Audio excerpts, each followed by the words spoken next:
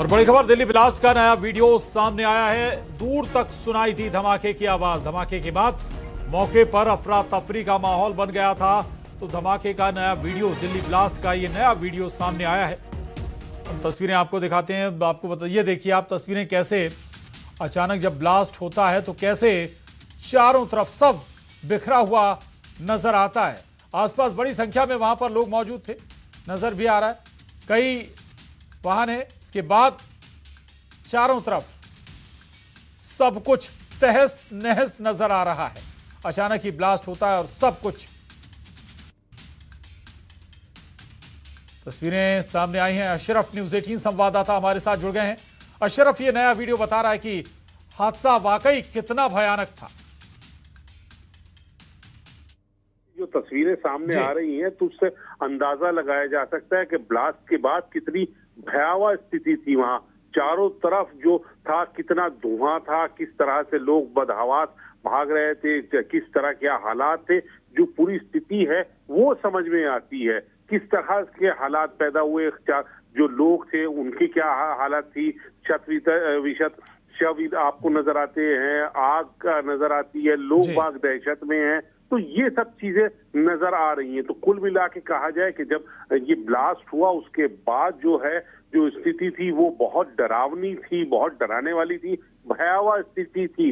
लोग बाग समझ ही नहीं पा रहे थे कि अचानक हुआ क्या। अभी तक सब कुछ सामान्य चल रहा था, लेकिन अचानक ही एक जोरदार आवाज होती है, धुआं निकलता है, आग निकलती है, लोगों के उधर से उधर शव शत विशत हो जाते हैं, गाड़ियों के परखच्चे उड़ जाते हैं।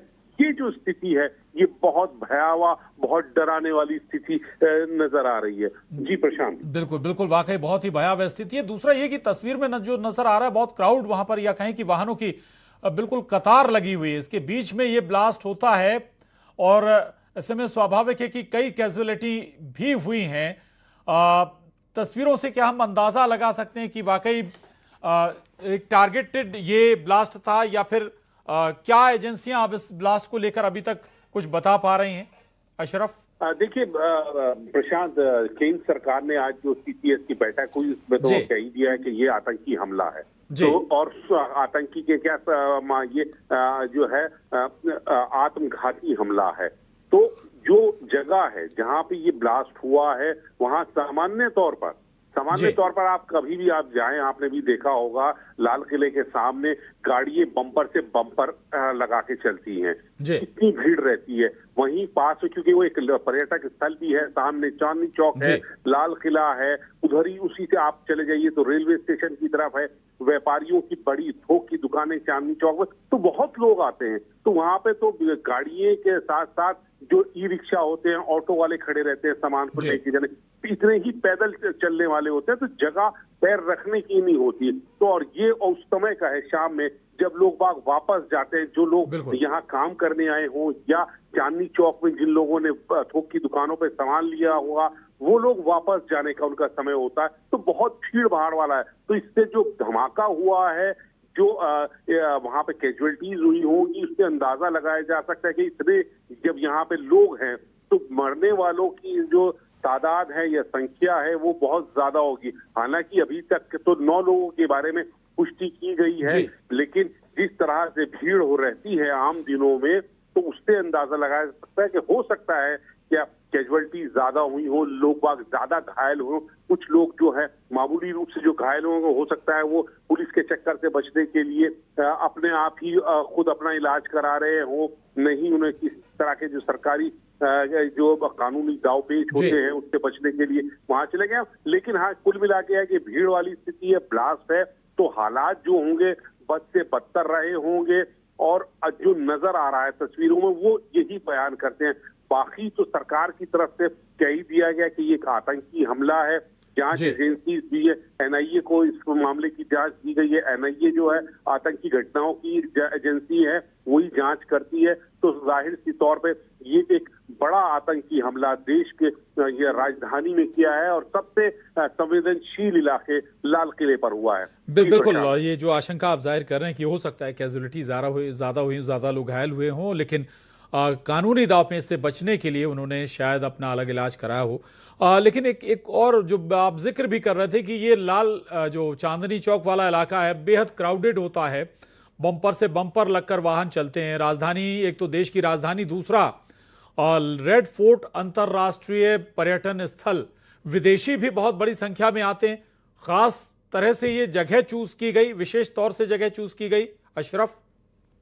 बिल्कुल प्रशांत, देखिए ये टारगेटेड हमला है, और क्योंकि जिस तरह से खबरें आ रही हैं, जो पुलिस के अधिकारी बता रहे हैं कि जो आत्मघाती डॉक्टर उमर नबी थे जिन्होंने ये ब्लास्ट किया है, वो दोपहर में वो पार्किंग के अंदर पहुंचते हैं 3 बजे के आसपास, और फिर 6:15 के बाद वो अपनी पार्किंग से गाड़ी निकालते हैं। तो जाहिर सी बात है उन्होंने इंतजार किया है, और सुबह 8:15 बजे के आसपास ये गाड़ी जो है बदरपुर टोल प्लाजा से बाहर निकलती है। तो सुबह तो दिल्ली में आ चुकी थी गाड़ी, ये मान के चलिए, और फिर दोपहर में यहाँ पार्किंग में पहुंच गई, और उसके बाद शाम को ब्लास्ट होता है। तो जो कड़ियां हैं वो यही बता रही हैं कि इन्होंने बहुत सोची समझी साजिश के तहत शाम में ये ब्लास्ट किया है, क्योंकि इन लोगों को भी पता रहता है कि हो सकता है पहले रेकी की गई हो कि यहाँ पे भीड़ कब रहती है, क्योंकि शाम का टाइम है तो लोग बाग जो है वो अपने वापस अपने काम से घर में जाएंगे।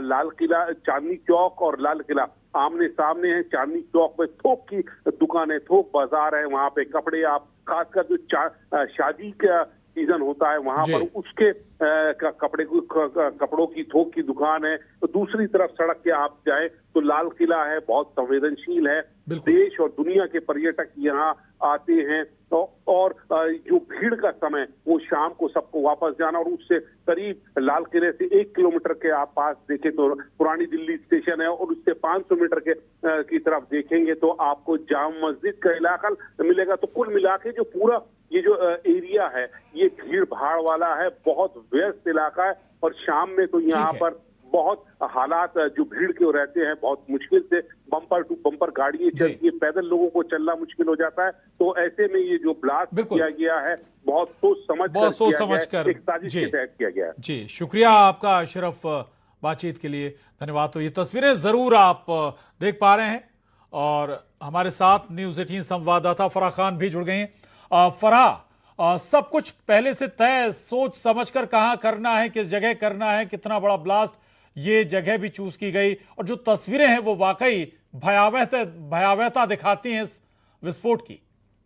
जी बिल्कुल, देखिए न्यूज़ 18 लगातार जो है एक्सक्लूसिव फुटेजेस को सामने ला रहा है और अपने दर्शकों तक पहुंचा रहा है। देखिए आप देख सकते हैं 6:50 का वो फुटेज है, जहां पर आप देखिए कि किस तरीके से आसपास आपको ऑटो रिक्शा दिख रहे हैं, बसेस दिख रही हैं, आसपास जो लोग हैं वो ऑटो वालों से जाहिर सी बात है कि पूछ रहे होंगे हमें कहाँ जाना है, क्योंकि वहां से लोग निकलते हैं, एक पीक टाइम होता है। अगर आप इसको पूरा समझें कि चांदनी चौक का जो मेट्रो स्टेशन है गेट नंबर 1, और सामने बाजार है, ठीक है, और आगे लाल किला है, तो वहां पर आमतौर पर 5-10 मिनट का जो है वो ट्रैफिक यूजुअली लगता है। ऐसे में ये ब्लास्ट हुआ, और आप ब्लास्ट की इंटेंसिटी देखिए कि उसके बाद जो भी कैमरा है वो बंद हो गया, पूरा ब्लैक हो गया है।